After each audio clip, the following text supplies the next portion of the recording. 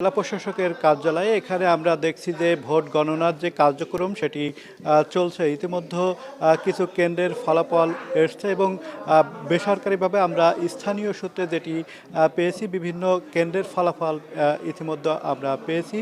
যদিও এখনও সরকারিভাবে সব কেন্দ্রের ফলাফল আসেনি।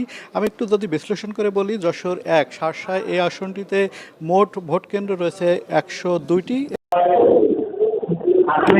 হ্যাঁ ভোট করেছে ২,১৪০ এবং না ভোট করেছে ২০৮টি।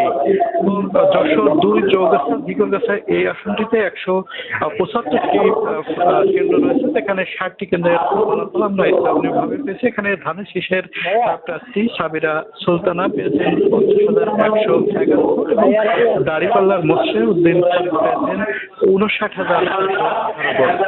যশোর ৩ সদরী আসনটিতে মোট ভোট কেন্দ্র রয়েছে ১৯০টি, সেখানে ১৯০টি কেন্দ্রের ফলাফল আমরা পেয়েছি। ধানের শীষের অনিন্দ ইসলাম অমিত পেয়েছে ১,৭৩,০২৩ ভোট এবং দাঁড়িপাল্লার আবুল কাদের পেয়েছেন ১,৬৫,১২৯ ভোট। এখানে আমরা দেখছি যে ধানের শীষের প্রার্থী অনিন্দ ইসলাম অমিত স্থানীয়ভাবে যে সুযোগটা সেটি বিজয় লাভ করেছেন।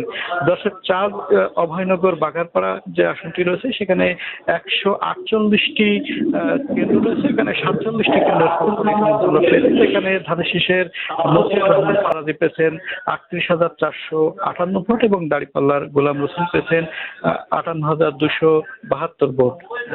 যশোর ৫ আসনে মোট কেন্দ্র রয়েছে ১২৮টি, এখানে ফলাফল আমরা দেখেছি যে ৩৫টি কেন্দ্রের ফলাফল এসছে এবং ধানের শীষের মুফতি রশিদ বিন ওয়াক্কাস পেয়েছে ১৭,৪৭৮ ভোট এবং দাঁড়িপাল্লার গাজী এনামুল হক পেয়েছেন ৩৭,০৯৫ ভোট এবং এখানে স্বতন্ত্র প্রার্থী কলস মার্কানি লড়েছেন, তিনি শহীদ মোহাম্মদ ইকবাল হোসেন পেয়েছেন ২৩,৪২৫ ভোট। যশোর ৬ কেশবপুর এই আসনটিতে ভোটার কেন্দ্র রয়েছে ৮১টি এবং ইতিমধ্যে ৮১টি কেন্দ্রের ফলাফল আমরা হাতে পেয়েছি। স্থানীয়ভাবে যে ফলাফলে ধানের শীষের আব্দুল হোসাইন আজাদ পেয়েছেন